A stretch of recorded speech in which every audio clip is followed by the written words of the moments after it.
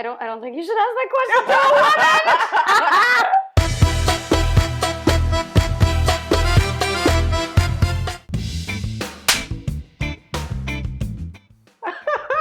It's happened. I'm not saying that that's the truth of North African men, but I will say it has happened.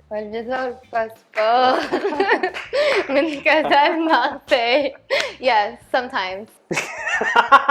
Everybody who's not in the first world marries women and men for visa purposes. Let's be honest. It's all about coming to the first world. You try living in there. Not only men, actually, even women. And not only North African, all over the world. Who's really doing who a favor? A young stud who's 20 years old who marries like a 50-year-old woman? Is he really a villain? There was this story like in the news, and 28-year-old man married an 85-year-old British woman. He was an Egyptian man. He married an 85-year-old British woman. It's a love story, guys. Just don't go far.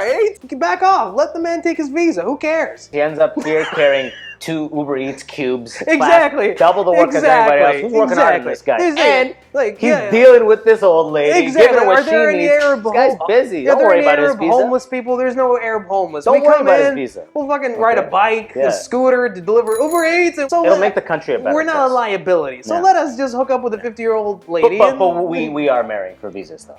I guess like there's always that idea, like in Europe, there's a better way of life because you get like social insurance. I think if we had an equal world, people wouldn't do that, right? So.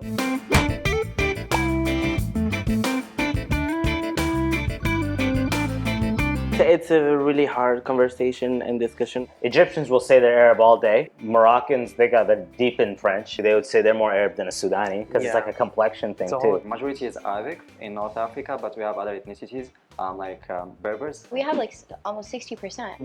The real truth is that we are Berber because we were here, like before the Arabs. You really are ruffling some feathers right now. Yeah. And I'm just gonna hold you accountable for anything that happens.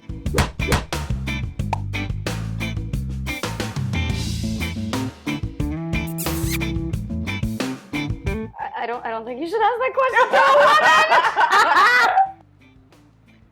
to a woman. Truth. Yeah, it's true. Next question. Yeah.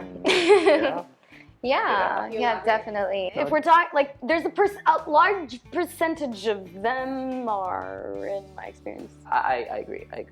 I don't think it's their fault. I think they have to be that way. They won't let the woman, like, take the errands, for example. Stuff like they don't cook. It's for women. The macho stuff is in there deep. The kind of like ownership stuff in relationships is in there deep. Yeah. They're very like possessive and they get very jealous. So it's like if you have other guy friends or stuff, it's like, who's this guy? Why are you going out with him? But I think other than that, they're good. They're very spoiled too. Yeah, I just think there's a lot of pressure for men to deliver results, deliver money. Sometimes becomes very toxic. We need to definitely like encourage vulnerability in North African countries.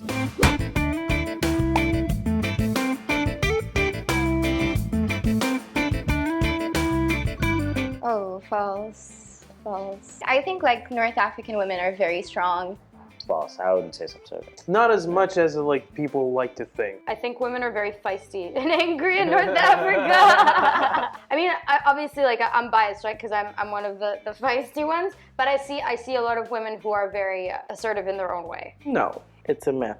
I think it's the truth. Again, you cannot take one clause and admit it of the whole North of Africa. It's not possible because we are different countries. But I do believe that does exist in some areas in Tunisia itself. So yeah, the perception of like being a woman and not being able to do things, patriarchal ideas like the woman can get an education or whatnot. So the fact that the women have to deal with that every day, like it's quite impressive. It's a cultural stuff. Even sometimes if women they do refuse it, inside of them. They do believe in it and they practice it unconsciously. I mean, even talk about myself, it's because it's in there. We're improving for sure. Like it's a modern aspect, but like you still see people with this mentality, unfortunately. Women are kind of more focusing on their career and kind of prioritizing that over marriage. It's not as bad as it used to be. Yeah, like female doctors are super common in Sudan. Absolutely. Super common. A lot of cities are governed by women. That's like in the previous elections. This is why there's a lot of divorces there, because women they know their rights right now.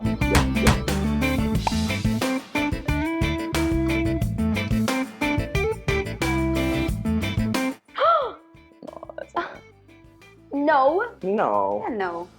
What is this? Is this a joke? Yeah. Whoever said that? True. That's very true. That's pretty true. No, it's not. If anything, like if you were over to look at the statistics, there's more terrorist attacks happening in our countries than in like Western countries. Like there's a bigot watching this, like It was like, I knew that. yeah.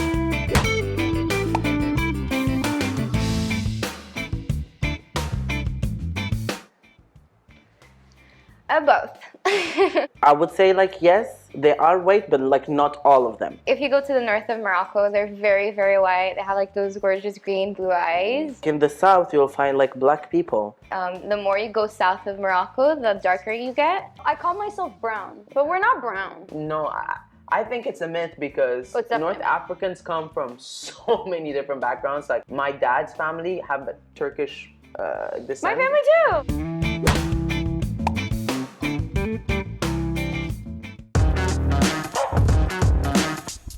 Libyans, because other Arab countries fear us, so they don't really tell us what they think of us. That we Arab. Within the Arab community, like sometimes they think Moroccans like we're not Arabs. I was talking to someone who was Canadian. He was saying like, yeah, I would never hire an Egyptian person for a job. And I'm like, why? He's like, you guys are too emotional. Listen, yes, we're emotional, but we're very hard workers. For Sudani people, it's definitely the laziness, not driven thing.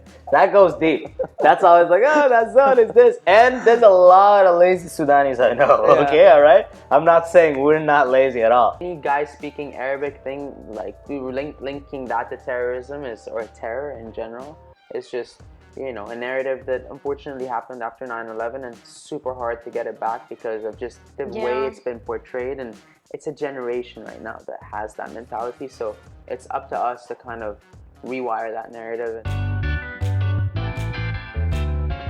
Like the Western Sahara is ours. We are so fun, and we party harder than anyone else. And Egyptian youth, the new generation. Egyptian youth are so strong, they're so smart, they're so driven. Sudanis like to laugh, you know what I mean? They're not confrontational people. You're gonna hear them shit talk before you hear them like go up to a guy and be like, you know what I mean? It's location basically because it's on the border of the beach all over the country. We have Sahara, we have the beaches. It's a rich country, so guys, welcome anytime. You It's can so see pretty. the art everywhere, like in the food, traditional clothes. The architecture. Libyan people were very generous. Even if you don't want our generosity, we will abduct you and force you to stay the night and feed you. Like the biggest challenge from North America or your life for me was seeing someone fall down and like, hey, no, you don't touch until the ER comes. No, that's not how we work. There's something about our culture that teaches us to just be so kind and just be human. And I just love that in a world with social media where it just like dehumanizes a lot of things, our culture teaches us to be human. Hey guys, I hope you enjoyed the newest Truth or Myth. This one was all about North Africans. You have been waiting for this one for a very long time, and I know some of the questions were quite difficult to tackle in a 10-minute video, so I would love to know your personal opinions about it. Don't forget to share it, to like it, to subscribe for more on dating around the world. Don't forget to hit the bell button to receive notifications so you don't miss future videos, and I will see you next week with a new video as usual. Keep on breaking down your barriers.